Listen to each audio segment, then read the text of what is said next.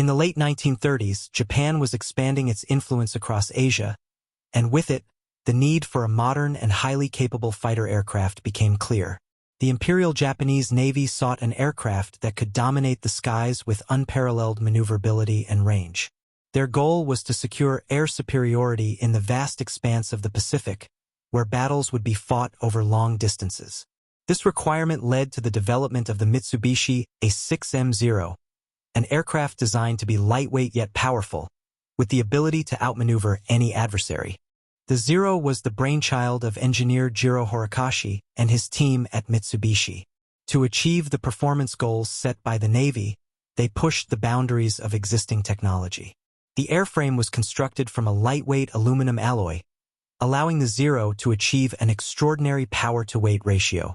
The aircraft was equipped with a Nakajima Sakai engine, which provided enough thrust to make it one of the fastest fighters of its time. The engineers also focused on aerodynamic efficiency, resulting in the Zero's sleek, low-drag design. Let's take a closer look at the A6M5 specifications.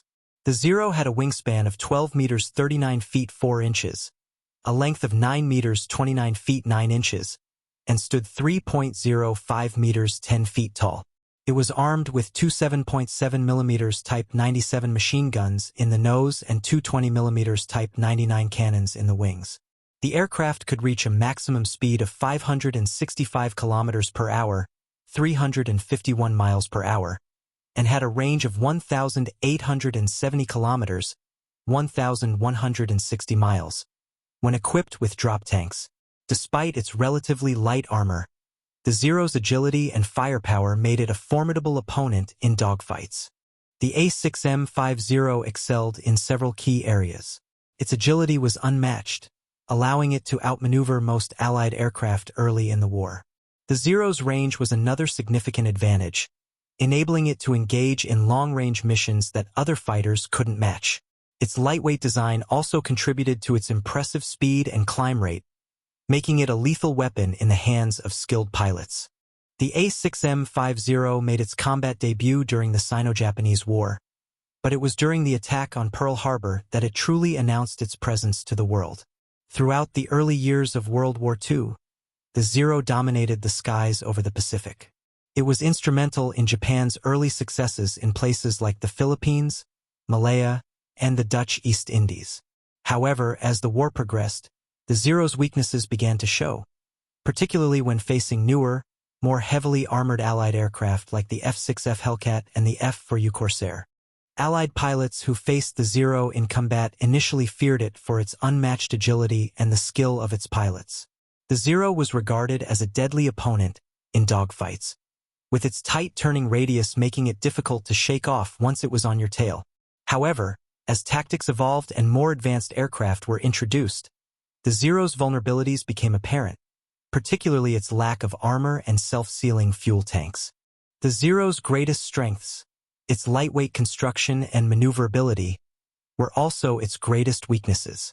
The decision to keep the aircraft light meant that it lacked armor protection for the pilot and critical systems.